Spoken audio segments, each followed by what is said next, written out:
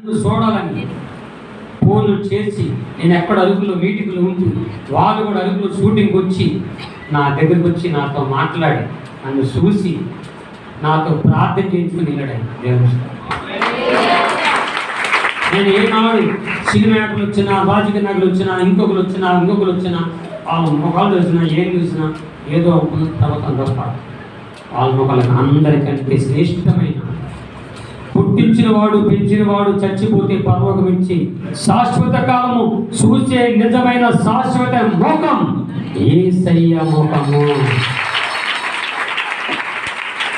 ఆయన ముఖ దర్శనంలో నుంచి వచ్చిన వాక్యమే ఇప్పుడు మనం చెప్పుకోబోయే వాక్యం.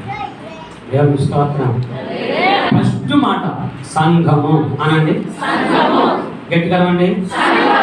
ఈ సంఘం ఎవరు స్థాపించారు?